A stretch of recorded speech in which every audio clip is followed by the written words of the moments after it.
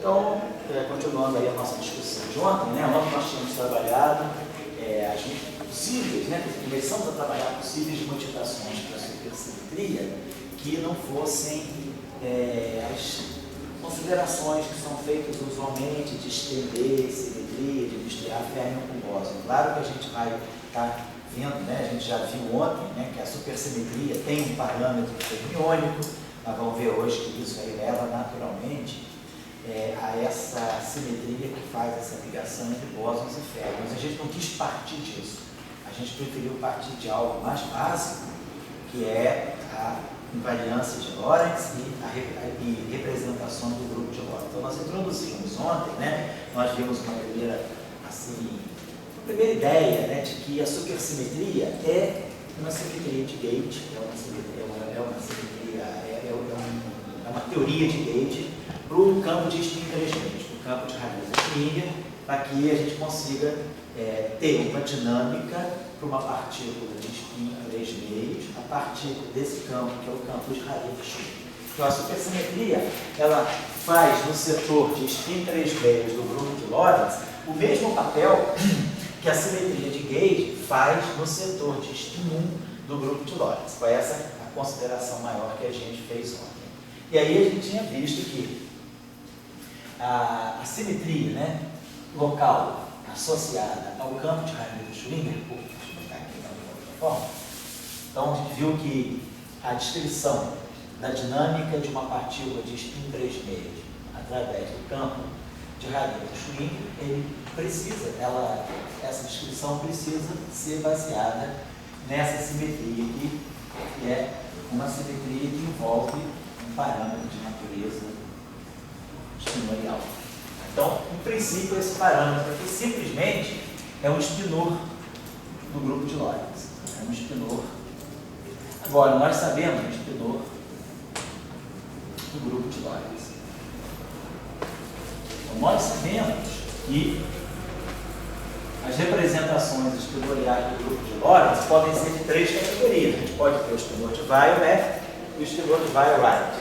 Pode ter o espinor de Dirac, pode ter o espinor de Majorana. Então, em princípio, nós temos 2 tipos de espinor quiral, temos o espinor de Dirac, temos o espinor de Majorana. Na verdade, né, tem 4 tipos de férmions que a gente pode ter no espaço-tempo de Minkowski. Então, esse espinor aqui ainda não está muito definido. Se essa representação aqui, como nós vimos, né, for a representação, então nós tínhamos visto ontem que nós podemos pegar a representação left e fazer o produto tensorial com a representação vetorial. Então, o que nós estamos fazendo aqui, fermion left, então esse índice aqui, nós chamamos de um índice alfa, e esse índice aqui é um índice mi. Então, vamos botar aqui. Aqui a gente tem um espinor, vamos dizer, um psi alfa, e aqui a gente tem um quadro vetor a mi. Então, como a gente está fazendo o produto tensorial dessas 2 representações, a gente sabe que esses 2 índices se fundem, né, para dar um tensor dessa categoria, psi, mi, alfa. Então, esse índice alfa varrendo de 1 a 2, a representação meio zero. Nós podemos ter também essa representação, a representação 0,5, tensorial, a representação meio, que é a representação vetorial. Então, é a mesma coisa. Só que aqui o férmion que está aqui não é a mesma categoria. Esse férmion aqui é o férmion leve. De acordo com as convenções de nossos cursos anteriores aí, nós sabemos que essa representação é equivalente ao conjugado complexo dessa. Então, a representação que nós colocamos aqui, nós usualmente colocamos um índice, um pontinho, para distinguir. A gente diz que os férmions que se transformam nessa representação tem um índice de categoria alfa ponto, que vai de 1 a 2 também, mas esse alfa ponto é só para dizer que esse espaço vetorial não é equivalente a esse espaço vetorial. Esse espaço vetorial aqui é o conjugado complexo desse. Então, para distinguir, para a gente saber se eu estou nessa representação ou se eu estou nessa, a convenção usual é adotar índice alfa para essa representação e índice alfa ponto, que vai de 1 a 2 também, para essa representação. E aqui é o mesmo quadro vetor a mi. Então, aqui eu teria, né, um espinor de Harita-Schwinger do tipo right. Então, aqui é um Harita-Schwinger left e aqui um Harita-Schwinger right. De qualquer maneira, né? O que a gente sabe é que então, se eu estiver considerando esse campo de Harriet-Schwinger aqui, se esse meu psial, se eu quiser descrever uma partícula de spin 3 meios, left, então eu estou descrevendo esse espidor aqui vai ser um espidor de natureza left. Se eu estiver descrevendo um espidor de Harriet-Schwinger de tipo right, esse espidor aqui vai ter que ser um índice, então alfa ponto. Esse espidor aqui vai ter que estar nessa representação. Agora, normalmente, né, nós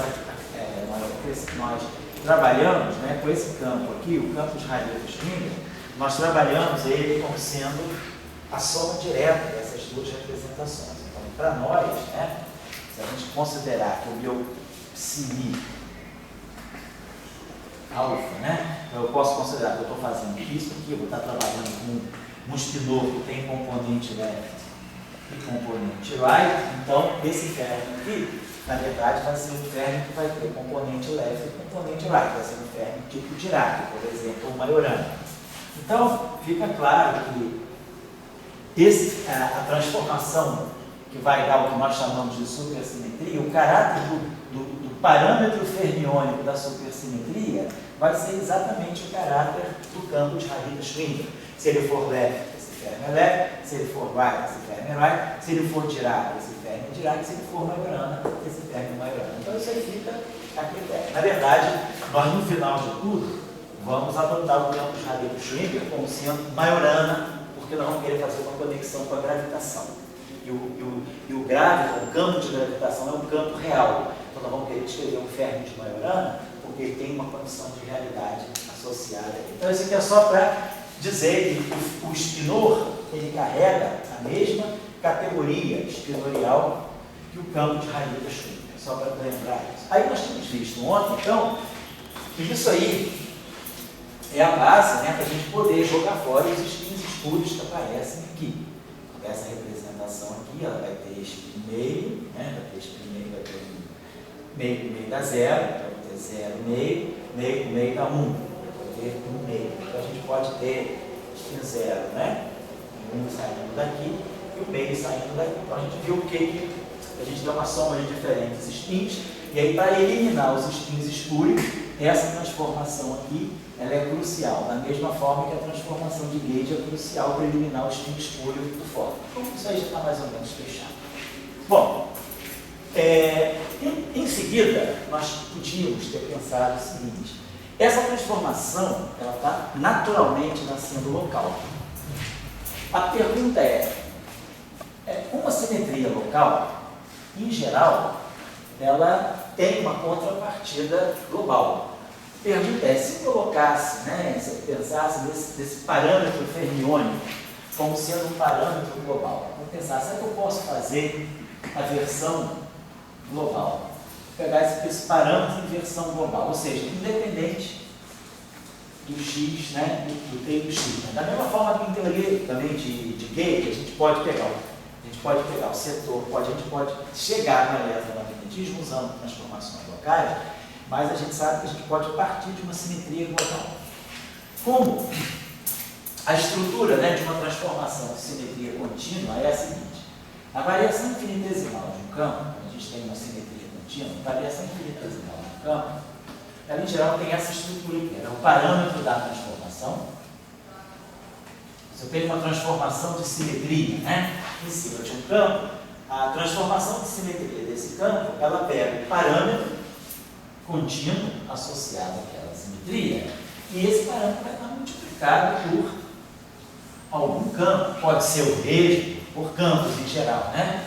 Por exemplo, só para a gente lembrar, a gente tem uma transformação do tipo Young-Mills, né? Se eu pegar, por exemplo, um campo que esteja numa certa representação do grupo de Gauge, em geral nós fazemos o seguinte: nós pensamos numa transformação não abeliana, por exemplo, né? Eu tenho o parâmetro da transformação, o índice A, posso ter os geradores associados àquela transformação, e esses geradores vão ter elementos de matriz IJ e aqui J. Então isso aqui seria uma versão infinitesimal de uma transformação contínua não abeliana. E aí o que a gente observa é que a estrutura geralmente é essa. Eu tenho o I, então a variação de um certo campo, é o parâmetro, né? Vamos botar até aqui que eu não coloquei. Parâmetro, gerador, e aqui, campo. Essa é a estrutura. No caso, uma transformação abeliana, por exemplo, quando eu faço a transformação de carga elétrica, quando nós estudamos a transformação de fase da carga elétrica, nós muitas vezes escrevemos assim, ΔΦ, I, o parâmetro da transformação, a carga do campo faz o papel do gerador e o próprio campo. Então, isso aqui é a transformação de gauge usual. Muitas vezes a gente tem uma carga igual a 1, a gente faz simplesmente uma transformação do tipo, uma transformação de fase. Mas o que é importante é que eu tenha parâmetro, gerador e campo. Essa é a estrutura de uma simetria contínua, de uma transformação de simetria contínua. Estou só dando, né, exemplos que a gente já cultivou em outras ocasiões. Nesse caso aqui, o meu parâmetro tem uma natureza espinorial. Então, por exemplo, aqui, né, a gente vai ter uma variação do nosso campo, ela vai ter que ter um parâmetro de natureza espinorial. Vamos colocar aqui o nosso parâmetro epsilon, espinor, ele tem que ter um inicial espinorial. E, na verdade, esses geradores aqui estão associados aos campos. Vamos pensar então assim, dessa forma, né? Eu teria aqui algum tipo de gerador, eu teria que ter gerador.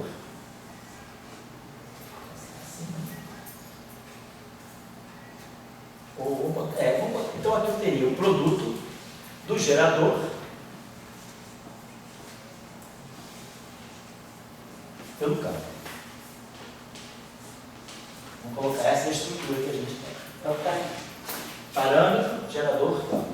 Parâmetro, gerador, campo. Parâmetro, gerador, campo. Esse gerador aqui, na verdade, é a carga do campo. No caso, a abeliana, a carga faz o papel do gerador. Bom, então o que nós estamos observando é o seguinte. Esse parâmetro aqui tem uma natureza espinorial. Então, essa equação aqui, ela tem que ser tensorialmente consistente. Se o lado esquerdo é um espinor, o lado direito é um espinor. Se o lado direito é um campo de natureza bosônica, o lado direito vai ter que ser um campo de natureza bosônica. Então, vamos pensar, se os nossos geradores vão estar atuando aqui nos campos. Então, o nosso parâmetro aqui, ele vai ter que, esse objeto todo aqui, se esse campo aqui tem uma natureza fermiônica, como esse parâmetro aqui tem uma natureza fermiônica, tem um índice fermiônico explícito, esse objeto aqui teria que ter caráter bosônico e vice-versa.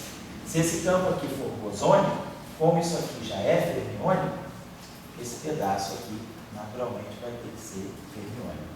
Então, a gente vai estar vendo que se esse lado aqui é um férmio, esse lado aqui tem que ser um bóson. Se esse lado aqui é um bóson, esse lado aqui é um férmio. Então, esse pedaço aqui, né, vai ter que ter um caráter misto. Vamos pensar que o gerador, ele é um conjunto, vamos dizer, é uma matriz que tem um conjunto de elementos. Então, podem ser matrizes numéricas, matrizes constantes. Então, a gente podia imaginar isso da seguinte maneira. Da mesma forma que eu tenho isso aqui, eu poderia imaginar que esse gerador aqui, quando o gerador ele tem que ter o mesmo caráter que o campo, né? A gente sabe que esse índice do gerador, do parâmetro, é o índice que acopla com o índice do gerador. Então, nós deveríamos ter aqui, isso aqui indica para nós, que esse gerador aqui, vai ser o comportamento do G, né? O gerador da supersimetria, para ele poder acoplar aqui, ele vai ter que ter um índice fermiônico também. E isso aqui vai estar associado ao campo. Vamos pensar dessa maneira, porque esse índice aqui casa sempre com esse. Né? O índice do gerador se acopla com o índice do parâmetro, se acopla com o índice do gerador. A gente pode ver isso até pelo teorema de Noether. Né? Quando a gente tem uma simetria contínua, né, de um lagrangiano, a gente gera aquela chamada corrente de Noether, e essa corrente de Noether, ela tem um índice, né, que é exatamente o índice que o gerador da transformação, o parâmetro da simetria tem. Bom, então, a gente observa, claro, então, que o produto desse gerador por esse campo, se esse campo aqui, então, se esse campo aqui é bosônico, se esse campo aqui é bosônico, a variação, vou botar aqui um campo bosônico, mas o gerador atuando no campo bosônico, isso aqui vai me dar um caráter fermiônico. Se o campo é fermiônico, eu boto aqui um férmio. Esse índice é fermiônico, esse índice fermiônico vai dar uma coisa bosônica. Então fica claro para nós que a transformação, essa transformação que nós chamamos de supersimetria, ela vai ter sempre essa característica. A variação de um campo bosônico vai se transformar como sendo um parâmetro vezes um campo fermiônico. E a variação de um campo fermiônico, observando bem, a gente coloca aqui parâmetro do gerador e o campo, a gente está colocando a mesma categoria de campo. Então esse campo que está aqui é da mesma categoria que esse. Mas, ao esse gerador atuar nesse campo, esse gerador é fermiônico, ele vai mudar a natureza do campo. Vai ficar aqui no final de tudo, esse produto que vai aparecer aqui, vai mudar o caráter do campo. Se isso aqui é um bóson, isso aqui faz um férmio. Se isso aqui é um férmio, isso aqui faz um bóson. Porque esse índice é fermiônico. Então, esse índice já marca que ele vai mudar a característica desse campo para dar uma coisa final que não é da mesma característica que esse campo. Então, se esse campo aqui é bosônico, eu boto um campo bosônico aqui. Esse parâmetro fermiônico atuando num campo bosônico, ele dá um férmio. Se esse campo aqui é um férmio, isso aqui vai ser um férmio. Índice fermiônico com índice fermiônico, ele dá campo bosônico. Eu teria aqui alguma coisa desse tipo.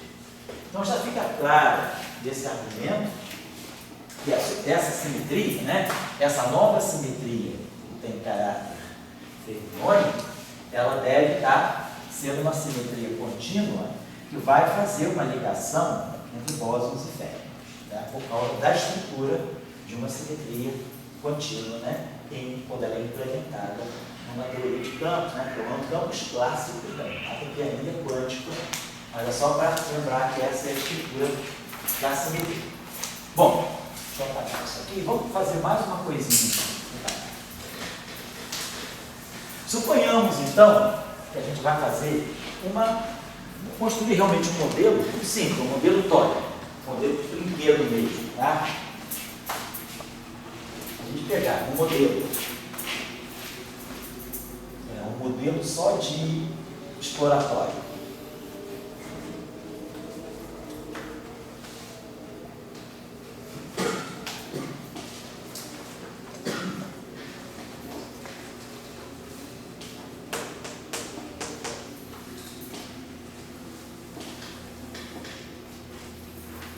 Então, esse modelo meramente exploratório está me dizendo que eu deveria, para poder implementar a supersimetria em termos de campo, eu tenho que ter no mínimo um campo bosônico e um campo fermiônico em parceria. Preciso de dois parceiros, um bosônico e um fermiônico, para poder implementar a transformação dessa forma. A variação do campo bosônico fica em função do campo fermiônico e vice-versa. Então, eu vou pegar o modelo mais simples possível que a gente poderia conceber, que seria um modelo com dois campos, né? Um campo escalar, que é o bóson, vamos dizer assim, mais simples que a gente poderia ter, e um campo fermiônico também.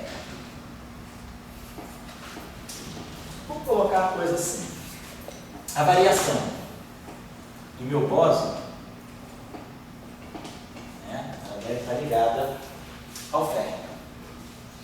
Então, a variação já tem que ter essa estrutura. Ela vai ter que ter um parâmetro fermiônico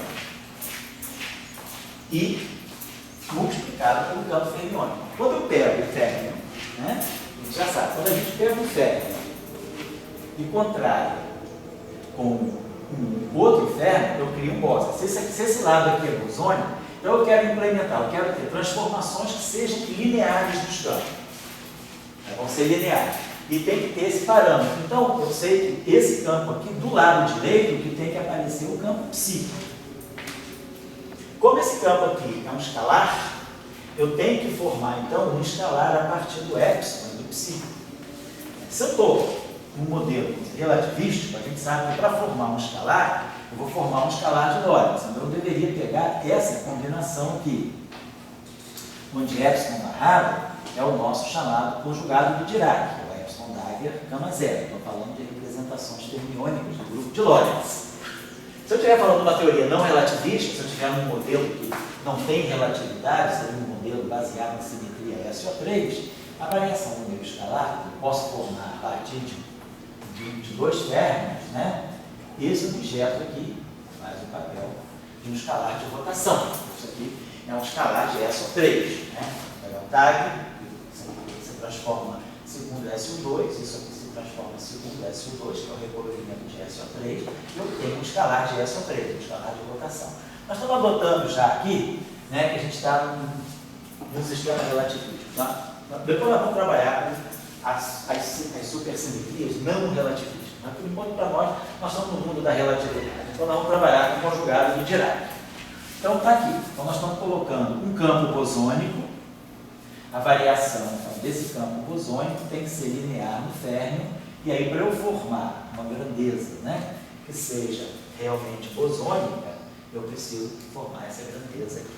Com isso aqui a gente já tem uma primeira assim, faceta dessa transformação. A variação do bóson é isso aqui. Aqui tem uma consideração só de natureza, vamos dizer assim, de aspecto do campo ser real ou não.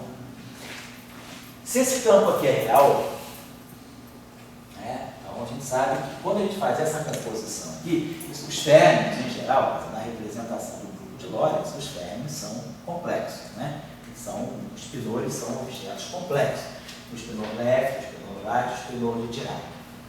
Nós sabemos, porém, a equação, quando a gente estuda a equação de Dirac, quando a gente estuda os férmions do grupo de Lorentz, nós podemos impor uma condição de autoconjugação de carga, que é a condição de realidade.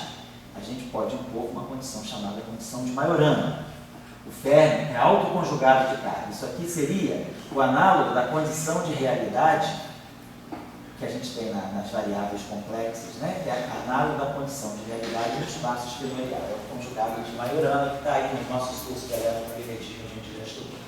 Então, se esse férmio aqui, não importa, se esse escalar aqui é complexo, nada me impede desse epsilon ser um férmio de Dirac, se preciso ser um espinor com férmio de Dirac. Isso aqui é uma grandeza, em princípio, complexa. Se eu tirar o complexo conjugado desse lado aqui, o complexo conjugado desse objeto aqui, é psi barrado epsilon. Então, em princípio, esse objeto aqui não tem uma delta estar, não é igual a delta A. Então, em princípio, esse objeto não é real. Então, vamos dizer, por enquanto, que eu estou deixando isso aqui assim. Mas, se eu quiser trabalhar numa condição ainda, vou apagar isso aqui. Se eu quiser impor uma condição mais restritiva, simplificar mais ainda, suponhamos que eu pegasse um campo bosônico real. Esse campo aqui é real.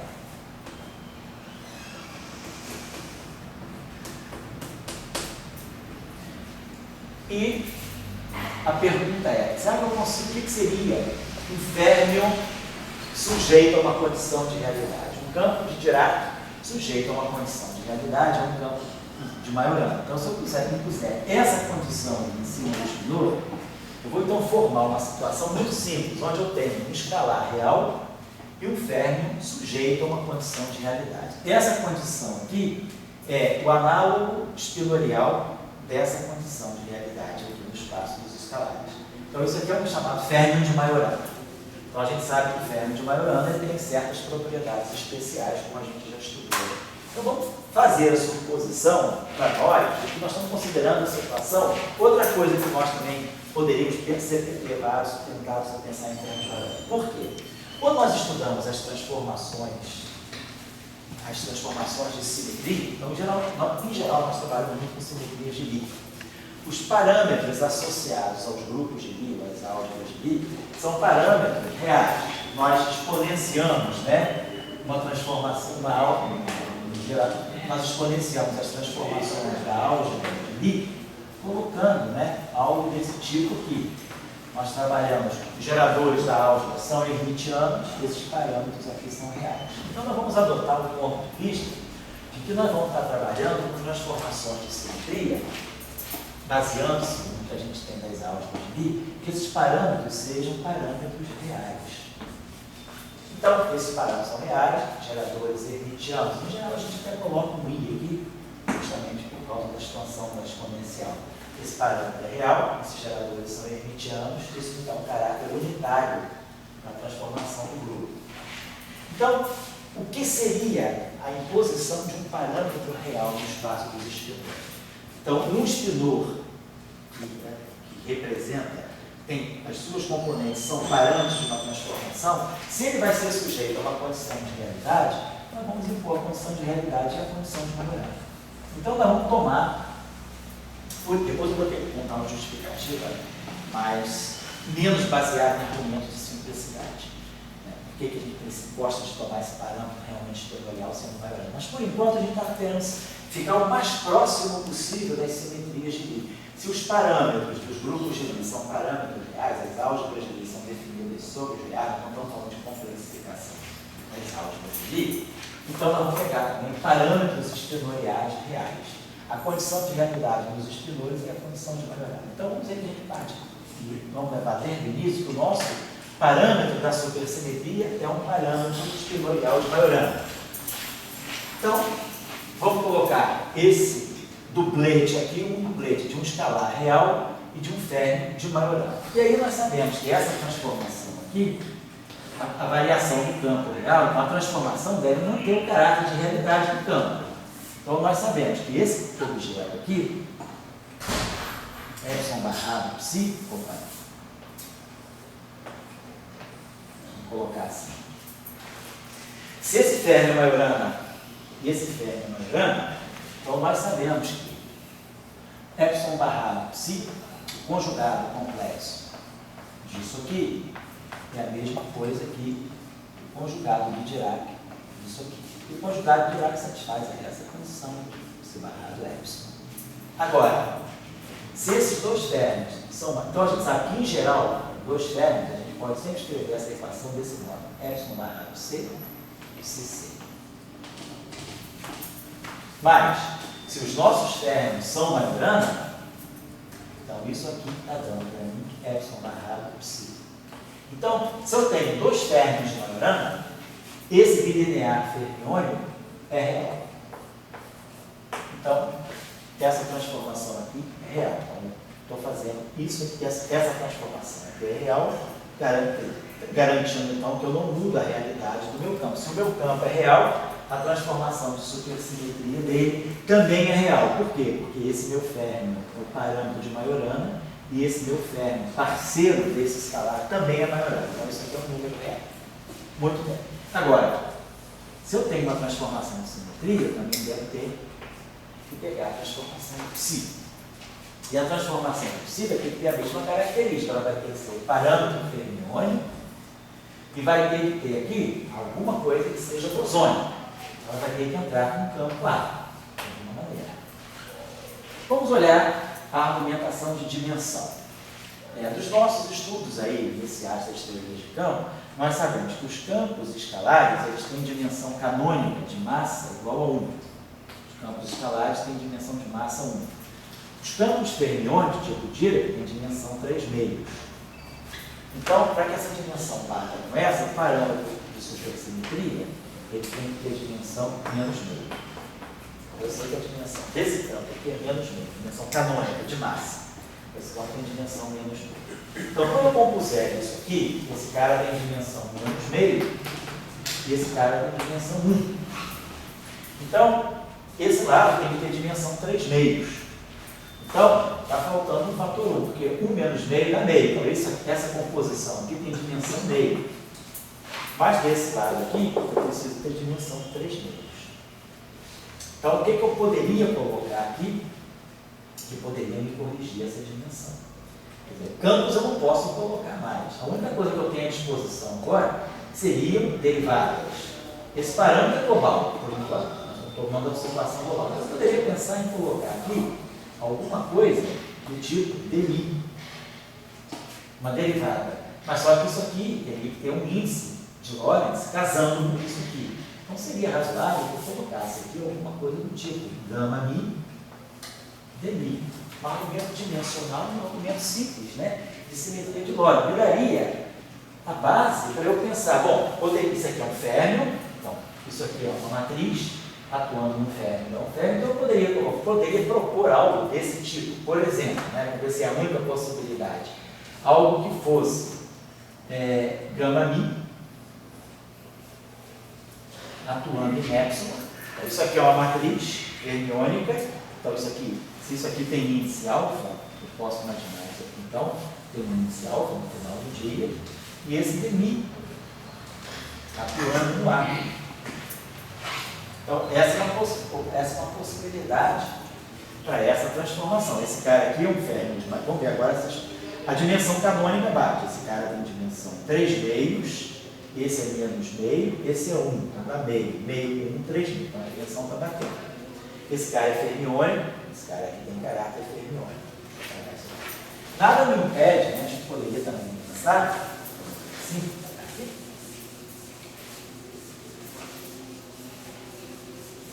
essa transformação, isso aqui está bem razoável, né? Vamos botar assim, para fazer uma consideração. Então, eu teria que o delta psi alfa seria algo do tipo a matriz gama mi atuando no epsilon, isso tudo aqui é um espinor com índice alfa, de mi a. Poderia ser isso aqui. Por outro lado, esse férmio é um férmio de Majorana. Então, já que eu especifiquei o índice, agora eu não vou especificar o índice, vamos deixar em forma espinorial fechada, não vamos especificar a mesma coisa, só estou removendo o índice, mas a equação permanece tal qual ela é. Então, isso aqui é uma equação matricial. Essa matriz aqui, na verdade, né, isso aqui na verdade é gama mi alfa beta, epsilon beta. É isso aqui que eu estou chamando de gama mi epsilon alfa. Essa matriz gama mi ela tem dois índices fermiônicos, a matriz dos quatro externos. Tá? Então, é isso que eu estou querendo dizer aqui, que é o que está aqui de forma compacta. Vamos tirar o conjugado de Majorana dessa condição aqui. Vamos tirar o delta psi c, a operação de conjugado de Majorana. A operação de conjugado de Majorana, ela vai fazer isso aqui para nós. Ela vai pegar o gama mi epsilon, vai tirar o conjugado disso. E a operação de conjugado de Majorana, ela conjuga, né? Também tem uma operação de complexo conjugado dentro dela, mas esse campo aqui é real, então isso aqui não vai aparecer. A pergunta é, o que é o conjugado de carga desse objeto? Nós sabemos qual é a definição de conjugado de carga. Psi C é C, psi barrado, transposto. Essa é a definição do nosso conjugado de carga. Isso significa que isso aqui é psi C. Quais são as operações que estão implícitas aqui? Isso aqui é psi. A matriz psi barrada é psi dagger, gama zero. Aqui eu tenho transposto no final aqui fora. Então, esse psi C aqui tem essa característica. C, gama zero transposto. O psi dagger transposto é o psi star. E aí a gente aqui pode, se quiser, colocar aqui o C é menos 1 e aqui o C. C, gama zero transposto, C é menos 1, é menos gama zero. Então, eu posso colocar isso aqui, psi C é menos gama zero, psi star. Que é igual a psi, que é a condição de Majorana. Esse termo não vamos nos esquecer que ele é um termo de Majorana. Então, quando eu tirar o conjugado de carga desse cara aqui, vamos ver o que vai estar acontecendo.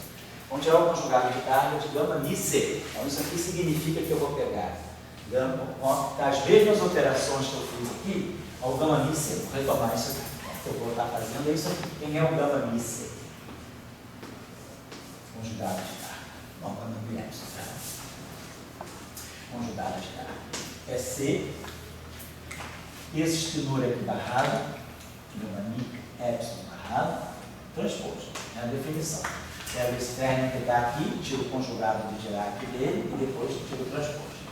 Então, isso aqui é C. Quando eu bato conjugado barrado, conjugado de Dirac, epsilon barrado, gama mi barrado.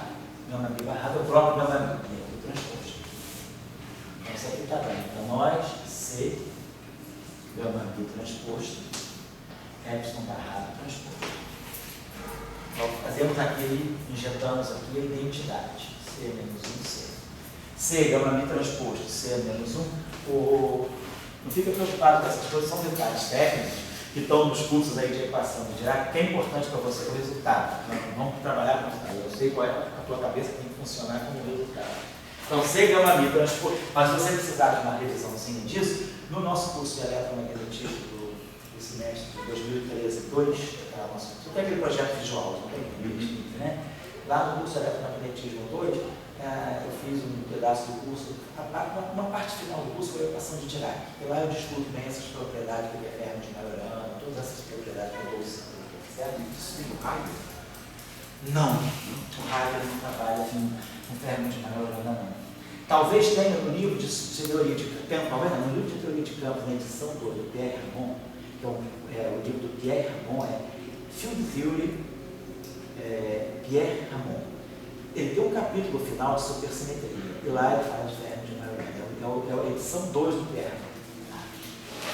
Bom, C, gama mi transposto, C é menos 1 é menos gama mi. E C, epsilon barrado transposto, é o conjugado de carga do epsilon, mas epsilon é Majorana. Mas isso aqui fica o próprio Majorana. Então, o que a gente está observando é que o conjugado de carga desse cara está dando menos gama mi epsilon de mi. Quando eu tirei o conjugado de carga dessa equação, eu ganho essa equação. Tem um sinal menos. Mas esse cara aqui tem que ser Majorana. Então, o delta psi-c deveria ser igual ao delta psi. Porque se o ferro é Majorana e eu faço uma transformação de supersimetria nele, ele tem que continuar sendo Majorana. A variação dele tem que ser um ferro de Majorana, não pode perder o caráter. Então, tem um sinal menos estragando tudo. Então, se tem um sinal menos, e a gente sabe que a operação de conjugação de carga é antilinear, isso significa que está faltando aqui um i. Colocando o i aqui desde o início, esse i vai estar aqui. Se esse i vai estar aqui, ao tirar o conjugado de carga dessa equação toda, esse i vai virar menos i. Então já vai trazer um menos i. E aí esse menos i, quando bater em cima desse menos aqui, vai dar i. Então está faltando. Então, a maneira talvez melhor, eu posso escrever essa equação desse modo aqui. Estava faltando. Para a análise da realidade, me diz que para esse objeto aqui, para essa transformação aqui constituir um ferro de Majorana, eu preciso colocar aqui esse I. É a primeira coisa que eu vou pagar isso aqui. E agora também, acho que eu posso escrever essa equação, né? Se eu tiver gama mi, isso está certo. Então isso aí está. Então, vamos deixar isso colocar. Perfeito. Então, parece que nós conseguimos implementar de uma maneira simples, né, uma transformação de supersimetria num conjunto de dois campos reais. Campo escalar real e um campo de Majorana, que é um campo que faz o papel de campo real no espaço esferoidal. Então, com esse conjunto de dois campos, eu consegui implementar uma transformação de supersimetria desse modo. A variação do campo escalar é o epsilon barra psi, e a variação do campo fermiônico de Majorana é I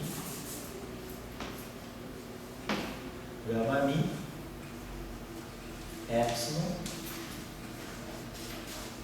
dmi. Então, está realizando aquela proposta que a gente falou no início. A variação do campo bosônico é linear no campo fermiônico e a variação do campo fermiônico é linear no campo bosônico. Então, a gente tem o que a gente diria, a supersimetria, ela está pedindo pelo menos um duplete, né? Para eu poder ter o férmio e o bóson tem que estar relacionados por causa daquele parâmetro epsilon. Então, eu fiz uma série de considerações de realidade, de natureza, de simplicidade. Pegar o mais próximo possível sempre de Ni, os grupos de Ni. Parâmetro real. Parâmetro real significa que o férmio tem que ser de Majorana. E aí a gente viu que a transformação de simetria, porque ela mistura bóson com ferro. Bom, outro detalhe, né, importante também quando a gente estuda simetria numa teoria de campos, é que o que caracteriza uma álgebra de Lie, uma simetria, um grupo de Lie? Caracteriza a álgebra dos grupos de Lie que o comutador de duas transformações é uma terceira transformação de mesma natureza. Então, quando eu faço o comutador, né, como eu tenho, né, a álgebra de Lie caracterizada por essa relação de comutação, né, colocando aqui o caso das álgebras de Lie simples, compactas, né?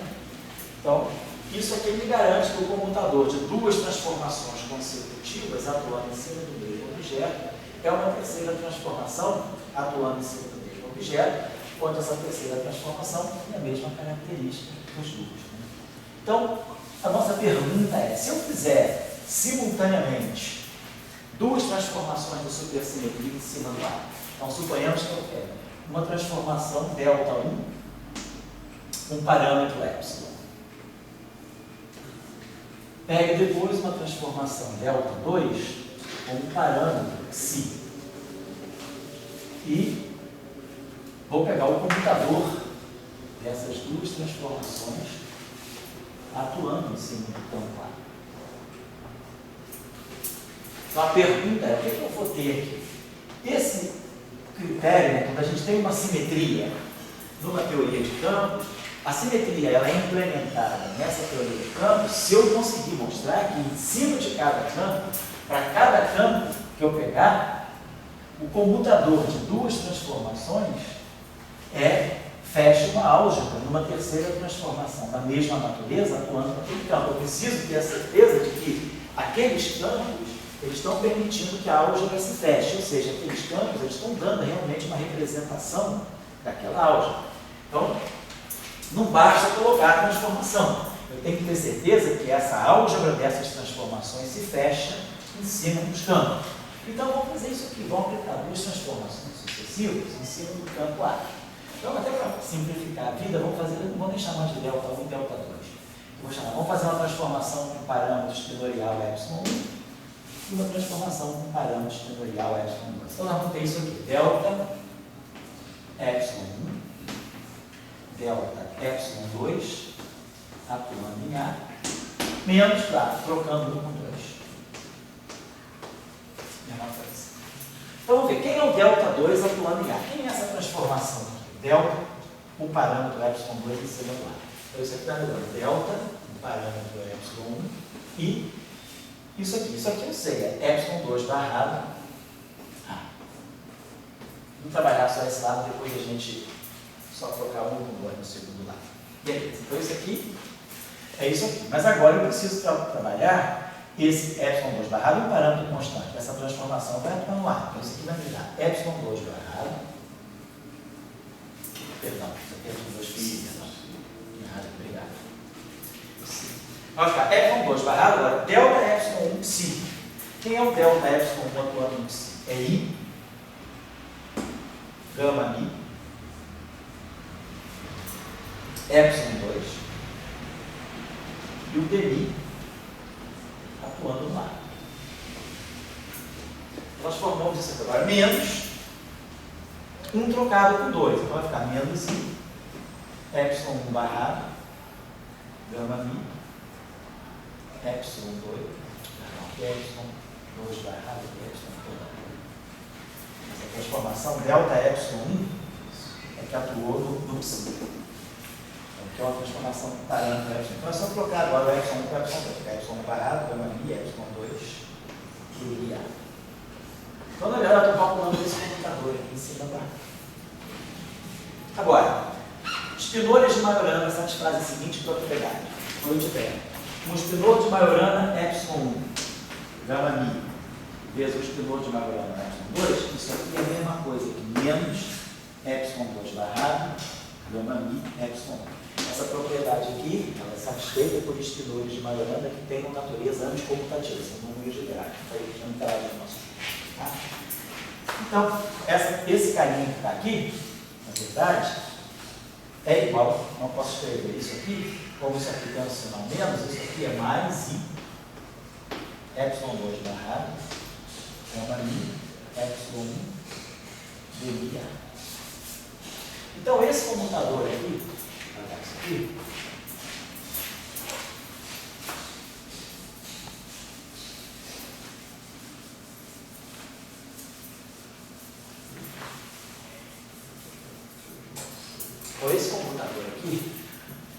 duas transformações de supersimetria consecutivas, né,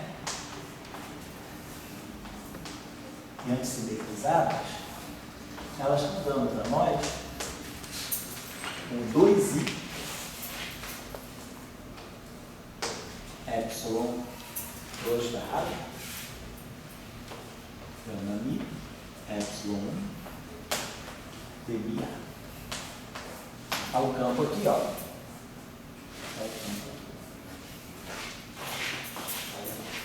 Agora, observe o seguinte: esse objeto aqui, isso aqui, é maior, esses termos são maiores. A gente sabe que se eu quiser tirar o conjugado complexo desse parâmetro, isso aqui é um parâmetro, isso aqui para nós, observem bem, isso aqui é um fermo, isso aqui é outro fermo, isso aqui é uma matriz de gama mi. Então, isso aqui, do ponto de vista do espaço fermiônico, isso aqui é um quadro vetor. Ele perdeu o caráter fermiônico. Por quê? Porque, no fundo, o férmio é uma matriz linha, esse objeto aqui é uma matriz 4x4, e esse férmio aqui é uma matriz coluna. Então, isso aqui, no fundo, é um conjunto de 4 objetos. Quer dizer, isso aqui é um quadro vetor. E, vamos tirar, então, isso aqui é um quadro vetor que eu vou chamar de um quadro vetor Ximi. Um quadro vetor. Então, o comutador de duas supersimetrias está se fechando numa coisa um pouco distinta. Eu não tenho uma transformação de natureza espinorial. Os dois espinores que estão aqui se combinam para me dar um bóson. Vamos ver se esse parâmetro aqui é real ou não. Qual é o conjugado complexo desse parâmetro aqui? Vou tirar o conjugado complexo disso aqui. O conjugado complexo disso aqui é epsilon 1 barra gama mi epsilon 2. Mas, sendo férmions de Majorana, eu posso escrever isso aqui como sendo menos epsilon 2 barra gama mi epsilon 1. Então, o conjugado complexo do Ximi é menos o Ximi. Então, esse objeto aqui é puramente imaginário. Então, ainda bem que tem esse i aqui. Então, eu vou incorporar esse i aqui no parâmetro Ximi. Se eu incorporo esse i aqui, então, se esse Ximi é definido com esse i, ao tirar o conjugado complexo dele, aqui aparece um menos i. Então, esse menos i, quando esse cara aqui for usar essa propriedade de simetria, ele vai ficar i. Então, esse cara é igual ao Ximi. Então, esse objeto aqui é um quadro vetor real. Então, eu tenho um quadro vetor real. Então, o que eu estou ganhando aqui? Eu estou ganhando aqui algo que tem a seguinte estrutura: 2 Ximi dmi. Mas o que é isso aqui? Que nós, 2 Ximi eu posso absorver, se eu quiser, né? Eu posso dizer que 2 Ximi é um Xi-tio-mi, não importa, isso aqui é um Xi-tio-mi. A estrutura é essa, dmi A. O que essa transformação aqui está fazendo em cima do campo A? Então, tenho um parâmetro vezes uma derivada. O que significa isso aí? Isso aí não é nada mais do que a gente sabe. Uma translação. Imagina que eu tenho um campo A de x. Né?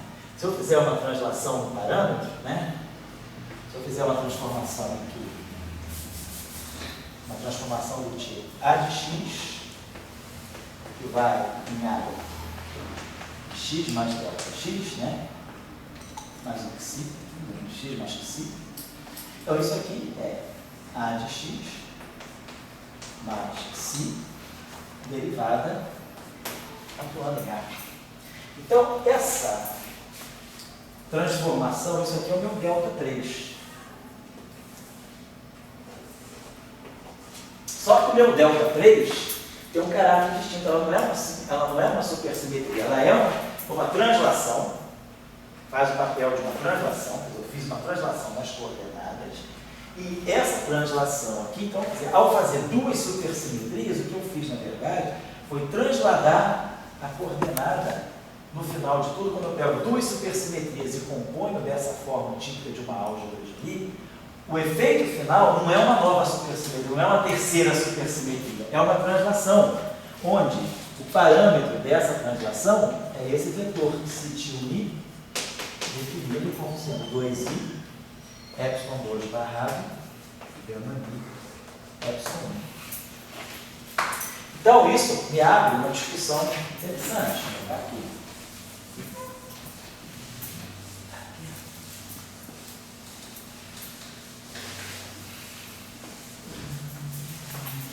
que é o comutador. Então, se eu pegar uma transformação, de supersimetria, vamos dizer assim, uma SUSY, 1, e fizer uma comutação com uma SUSY 2, o que eu estou ganhando é uma translação.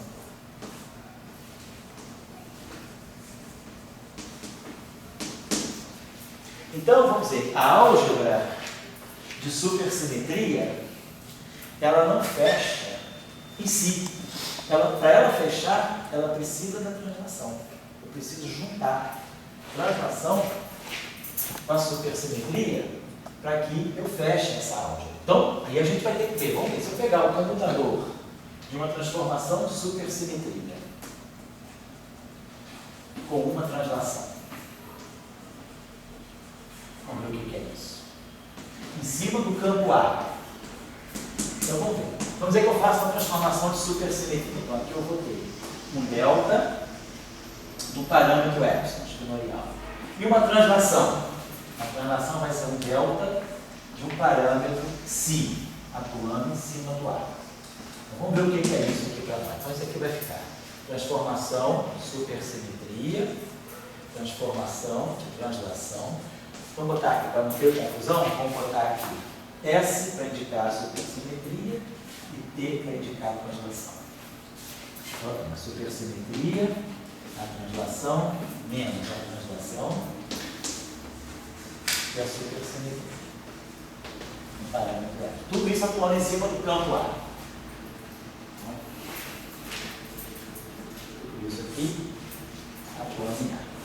Porque eu estou vendo o seguinte, o comutador de duas supersimetrias me pede a translação. Então eu preciso fechar essa álgebra para a translação. Mas agora a minha pergunta é, e a supersimetria para a translação? Dá o que do lado direito? Dá SUSY? Dá translação? Dá zero? Comutador? Não. A gente tem que fechar uma álgebra. Então o que a gente está entendendo é que a supersimetria, ela sozinha não está se garantindo. Ela está precisando, ela gerou uma translação. Então quando eu faço duas transformações de supersimetria consecutivas, isso é o efeito final disso, é transladar o campo. O campo perde a noção da supersimetria, depois das duas transformações, ele se vê transladado apenas. Então a translação entrou nessa álgebra por causa da supersimetria. Então agora a gente tem que rever essa álgebra, vendo o que acontece quando eu pego uma simetria. Quer dizer, duas translações nós sabemos que comutam, né? Se eu fizer duas translações consecutivas em cima de um campo, a gente vai pegar um parâmetro psi til mi, dmi, psi til mi, dmi, e vai ficar menos psi til mi, dmi, psi til mi, dmi. Mas como esses parâmetros são constantes e dmi comuta com dmi, então, claro, as translações comutam. Então, uma translação com outra translação não vou nem precisar fazer. Eu sei que as translações são comutantes, mas a questão é a supersimetria com a translação. Vamos fazer isso agora. Então, a variação, vamos deixar aqui, a variação de supersimetria, um parâmetro F, em cima de uma translação. Quem é uma translação em cima do campo A? Então, uma translação em cima do campo A é um parâmetro, sei lá, uma translação é um parâmetro qualquer vetorial, pode ser um vetor que eu vou chamar de alfa mi, dmi. Então, a translação não precisa ser necessariamente isso aqui. Uma translação é um parâmetro alfa mi, dmi, atuando em A. E aqui menos a translação com um parâmetro, aqui eu estou com uma translação com parâmetro psi. Vamos colocar aqui psi. Uma translação com parâmetro psi e a supersimetria atuando em A. Qual é a transformação de supersimetria em A? É epsilon barrado psi. Perfeito. Agora, então isso aqui me deu. Essa transformação aqui, a toda constante, né, ela vai entrar aqui. Então vai ficar psi mi dmi. Quem é a transformação de supersimetria do campo A? É epsilon barrado psi. E aqui vai ficar menos epsilon barrado e a transformação de translação em cima do psi. Uma translação é igual para todo mundo. A translação ela só translada o argumento. Então ela não vê o caráter do campo. Isso aqui vai ser um psi mi dmi. Está vendo que as duas coisas são a mesma, porque esse parâmetro aqui ele é constante, ele pode passar para a derivada, ele pode vir tem nada a ver com isso aqui não tem matriz, aqui é um espidor. Esse espidor pode transitar à vontade para cá, porque aqui só vai encontrar vetores, e ao mesmo tempo ele é constante. Então essa derivada no fundo ela está atuando só em cima do psi. Então esses dois termos são iguais. Então a gente viu que, ao introduzir a translação na álgebra de supersimetria, a supersimetria e a translação comutam. Então, temos isso aqui. E claro, uma translação com outra translação dá zero também. Então essa álgebra se fecha, né? Translação. Translação é zero. Então a álgebra de supersimetria ela conseguiu se fechar. Porque duas supersimetrias geram uma translação. Mas essa translação ela entra e não bagunça mais nada. Porque se desse um comutador de uma supersimetria com uma translação, desse uma outra transformação mais maluca, eu teria que introduzir essa também para ver se a álgebra fechava. Mas a álgebra já fechou com supersimetrias e translação. Então, o que ficou no final de tudo isso é que a álgebra das supersimetrias, ela se fecha, ela precisa da translação. Então, é isso que vai depois levou o Salame a introduzir uma noção de superespaço. Porque uma translação é feita no espaço-tempo. Mas a gente começa a observar que uma translação feita no espaço-tempo, ela pode estar se originando, na verdade, de uma transformação de caráter fermiônico mais fundamental. Pode ser que tenha uma transformação ainda mais elementar do que a translação, porque a gente viu que duas supersimetrias se compõem para formar uma translação. Mas duas translações não se compõem para formar nada. Então, eu consigo formar translações a partir da SUSY, mas eu não formo SUSY a partir das translações.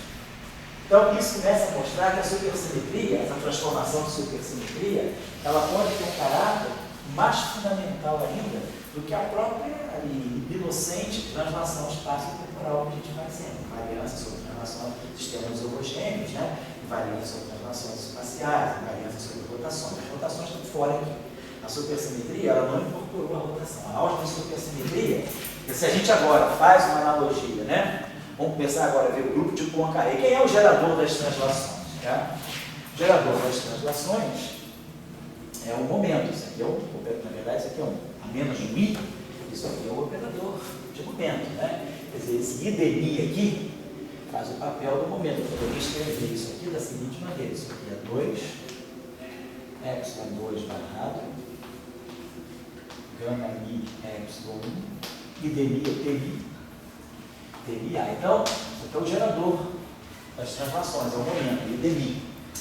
Então, vamos dar uma olhadinha só agora nessa, vamos abrir um pouquinho melhor essa relação aqui, né? A transformação de supersimetria, então, como nós vimos, né? Então, vamos escrever só aqui um instantinho assim. Transformação de supersimetria, a transformação epsilon segundo A, ela teve essa forma assim, epsilon barrado A. Né?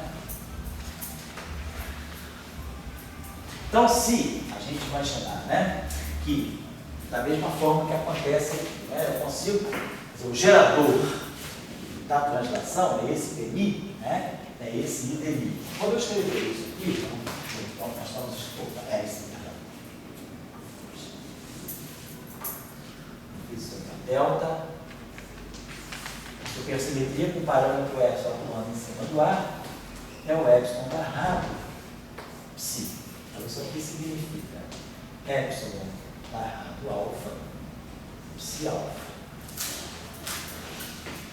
Então, a gente pode escrever isso dessa maneira. A gente sabe que isso aqui vai ser epsilon barrado alfa. Esse índice alfa aqui, quando eu produzir esse campo fermiônico aqui, isso aqui deve estar vindo por quê? Porque eu tenho um gerador Q, alfa, atuando em cima do A. A gente sempre imagina que, na verdade, isso que está aquela estrutura que nós estamos dito, a transformação, a variação de um campo, ela é parâmetro, geradores, atuando no campo. Então, a matriz geradora atuando no campo, né, é isso aqui que transforma.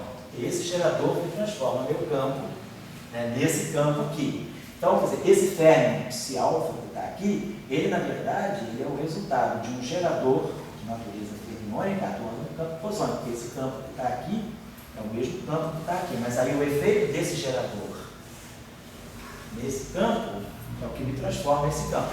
Del Phi é epsilon A, GA e J, Phi J.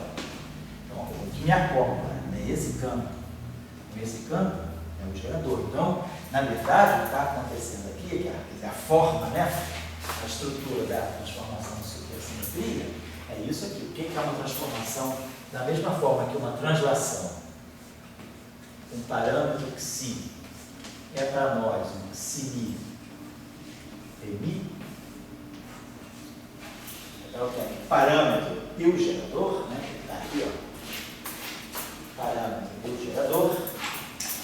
O que vai ser a forma da transformação de supersimetria de parâmetro epsilon para nós vai ser epsilon barrado Q. Então, isso aqui, o gerador, ele tem um caráter espinorial. O gerador da supersimetria, da mesma forma que o gerador dos momentos tem um caráter diferencial, é um IDMI, o gerador da supersimetria é esse objeto aqui. Então, vamos colocar, vamos escrever formalmente, colocando geradores na história, né? Vamos colocar aqui a transformação de supersimetria, ela tem essa forma. Então, se eu pegar uma transformação de supersimetria com um parâmetro epsilon 1, eu vou ter epsilon 1 barrado Q. Se eu pegar a outra transformação, ela vai ter epsilon 2 barrado Q. E isso aqui vai ter que me dar, no final de tudo, uma translação. Vamos trabalhar dessa forma. Então, isso aqui está me dando uma translação. Vamos ver isso aqui. Então, isso aqui é para nós o seguinte: isso aqui é epsilon 1 barrado Q. Epsilon 2 barrado, escrever isso de forma fechada. Vou escrever assim. Epsilon 1. Perdão, um instantinho só. Vou colocar isso aqui até de uma forma melhor. Seria assim. Vou fazer só uma transformaçãozinha boa. Epsilon, desculpa essas coisas que estamos discutindo, que já dá uma fala para vocês. Essa transformação aqui, ó. Só, é uma questão de gosto, né? Epsilon 1 barrado. Porque, como o gerador, né, tem o mesmo caráter que o parâmetro, quer dizer, se esse parâmetro aqui é real, o gerador é hermitiano, álgebra de Lie. Se esse parâmetro aqui é maiorano, esse gerador aqui é maiorano. Porque o que eu quero no final seria, né, a forma integrada da transformação de supersimetria, seria um operador unitário. Se esse objeto aqui é maiorano e esse objeto aqui é maiorano, esse objeto aqui tem um caráter, isso aqui seria real, isso aqui seria hermitiano. Então eu preciso desse I aqui justamente para fazer a transformação unitária. Então esse objeto aqui tem um caráter real, hermitiano. Então eu posso escrever isso aqui desse modo. Isso aqui é a mesma coisa, aqui é barrado epsilon. Vamos ver, é melhor talvez colocar assim. Então vamos fazer essa transformação. Isso aqui é o seguinte, isso aqui é epsilon espilor, epsilon 1 barrado, componente alfa e alfa. Isso aqui é o espinor, é o Q barrado beta, epsilon 2 menos epsilon menos Q barrado beta, epsilon. Vamos primeiro colocar assim dessa forma. Epsilon, esse objeto aqui, atuando em cima desse objeto aqui, menos epsilon 2 barrado e epsilon barrado. Vamos colocar assim. Então vamos fazer o seguinte. Pode ser melhor fazer isso aqui assim. Então vai ficar, isso aqui vai ficar. Vamos escrever esse pedacinho aqui como sendo Q barrado epsilon 2. Então isso aqui está me dando epsilon 1 barrado alfa. Q alfa. Epsilon Q barrado índice beta. Epsilon 2 colocar assim. Menos. Esse cara aqui, mesma coisa, eu vou fazer aquele mesmo modo, vou colocar epsilon, então vou fazer a mesma transformação que eu fiz aqui. Vou escrever isso aqui também, assim, então isso aqui vai ficar menos Q beta, epsilon 2 beta, epsilon 1 do alfa.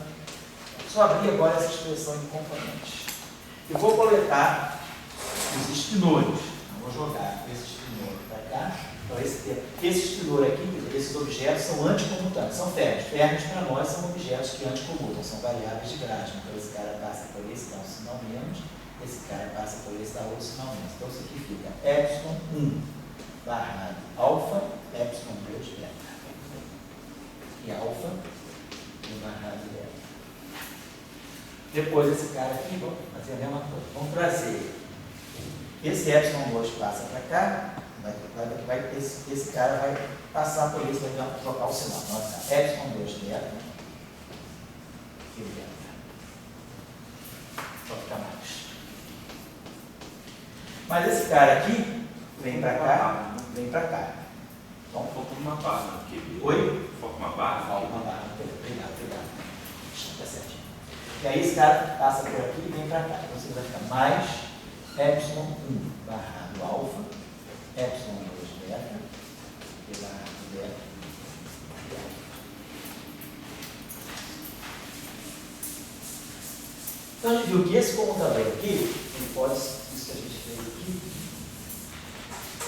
o que a gente está fazendo aqui, na verdade, só para reescrever isso aqui eu posso coletar epsilon 1 barrado alfa, epsilon 2 beta. Coletei esses dois, e aí eu gerei aqui na barra dentro que o computador, o anticomutador, que é alfa, que é barrado beta. Por assim. Que é alfa, que é barrado beta, mas que é barrado beta, que é alfa. Eu coletei esses dois caras para cá, um anticomutador. Perfeito. Então, esse objeto aqui, agora, isso aqui, que é o epsilon 1 barrado 2, epsilon barrado alfa, né? Epsilon 2 beta, esse objeto aqui, estou fazendo, claro, o produto, né, de dois férmions aqui. Isso aqui tem um barrado, então tem esse férmion aqui. Isso aqui, esse cara aqui tem esses dois índices aqui. Vamos separar, então isso aqui é o seguinte, bom, então já está claro para nós que isso aqui tem um caráter, então isso aqui, o produto, né, de duas representações fermiônicas, né, estou pegando esse objeto aqui, que é um férmion, que está dessa forma, estou pegando esse objeto aqui, que é um outro férmion que está dessa forma aqui. Vamos botar isso aqui de uma forma, tentar escrever isso aqui em termos de representação vetorial do grupo de Lorentz. Quando eu tenho dois espinores assim, né, eu posso escrever isso aqui, vou botar assim, deixa eu ver, escrever isso aqui, vou botar arranjamento de Firth.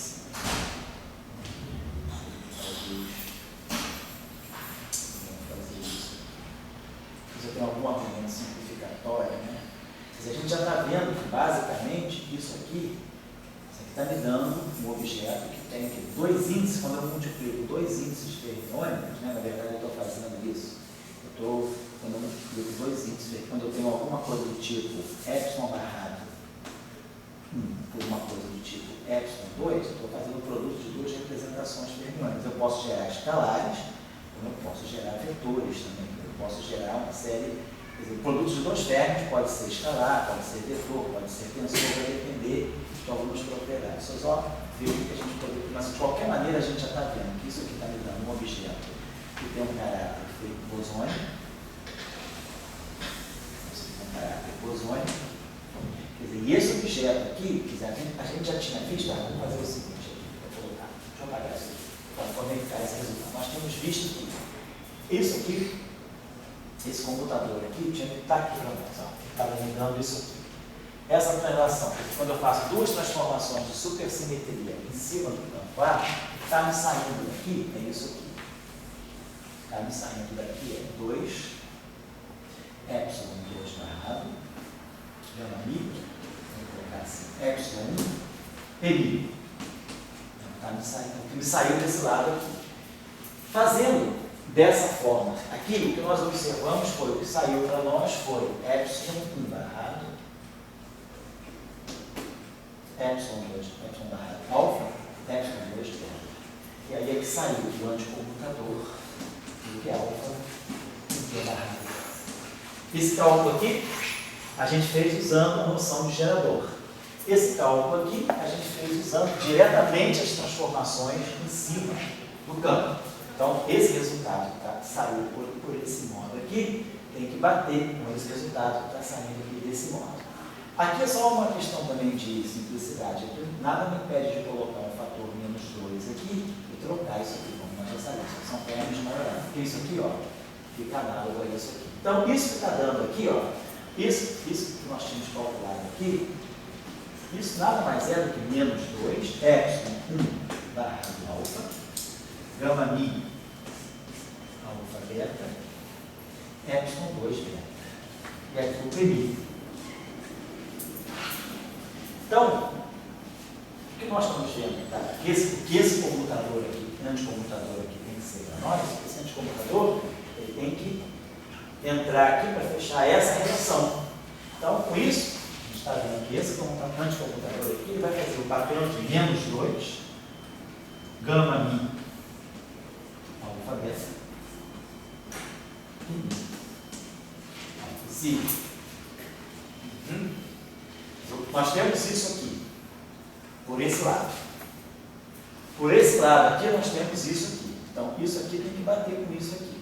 Para que isso aqui bata com isso aqui, ó, esse carinha que está aqui, ele vai ter que me introduzir aqui. Isso que está aqui é o que eu abri aqui. Então, a relação entre esse cara que está aqui, que é isso aqui, e esse cara aqui, é que esse anticomutador, ele vai ter que colocar aqui o gama mi, o menos 2, gama mi alfa beta e o PMI. Certo? Então, nós com isso conseguimos, né, ver que, na verdade, se eu quiser escrever essa álgebra em termos de geradores, a supersimetria está me dizendo que um gerador de supersimetria que é alfa, né, com a componente que é barrada beta, isso aqui está dando para nós menos 2, gama mi, alfa beta. É a mesma leitura que eu já tinha feito aqui. Duas supersimetrias comutando dão uma translação. Aqui é o anticomutador dos geradores, que eu excluí os parâmetros, né, que tem caráter anticomutatório, por isso que esse comutador se degenerou no anticomutador, porque eu expeli a parte que é anticomutada. Então, isso aqui me fecha, é o que a gente usa tradicionalmente como a álgebra de supersimetria. Certo? Então, quer dizer, esse objeto que está aqui, para bater com isso aqui, quer dizer, a partir daqui, para eu ter isso aqui, é preciso que esse anticomutador introduza o menos 2, o gama mi alfa beta e o PMI. Então, tá, batei. Passar o término tem que passar pela matriz aí do sinal. Não, aonde você diz isso? Que Porque vai ficar. quer dizer, tudo elemento de matriz. Não, se o verbo passa pela matriz, não tem problema. O problema é quando o verbo passa pelo verbo. Porque a matriz tem dois índices. Então, a matriz, na verdade, é bosônica. Como ela tem dois índices fermiônicos, ela funciona como um bóson. Então, quando um fermião passa pela matriz, não tem problema. O problema é quando ele passa por um cara que tem um índice só. Que aí é fermião passando por fermião. Tá. Certo? Estou aprendendo. Aprendendo. É uma nova álgebra. fazer. É a álgebra de Grasp. É como se fosse o seguinte, né, o Alexandre? Quando ele passar por esse índice, ele anticomuta. Quando ele passar por esse, ele anticomuta também. Então, quando ele passa pelos dois, é como se ele comutasse. Certo? Então, isso aqui é o que nós chamamos de a forma da álgebra de supersimetria. Então, nesse argumento muito simples, nesse modelinho muito cozinha, a gente conseguiu ver uma série de aspectos da supersimetria, que a álgebra de supersimetria pede que se feche nas translações, e nós vimos uma relação entre os geradores da supersimetria e os geradores da translação. Agora, uma observação importante que vai ligar daqui a pouco na nossa próxima aula. Se a supersimetria é local, como nós começamos, lá no início a supersimetria para nós é local, se a supersimetria é local, esses parâmetros aqui são locais, dependem de x.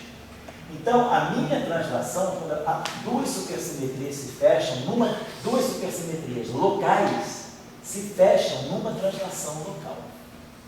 E aí, na próxima aula, a gente vai motivar que a translação local, ela é uma linearização das transformações gerais de coordenadas.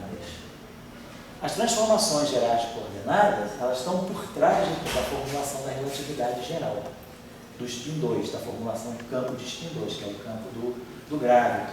Então, nós vamos ver que, naturalmente, a supersimetria local, ela está conectada com o aspecto da gravitação. É por isso que a gente chama a supersimetria local de supergravidade. Porque, na verdade, quando tem supersimetria local, eu estou preparando já uma teoria de gravitação. Então, vamos ver se dá. Vou dar um intervalo de 15 minutos, tá bom? 15 para 6 a gente retoma. Certo? Obrigado, José.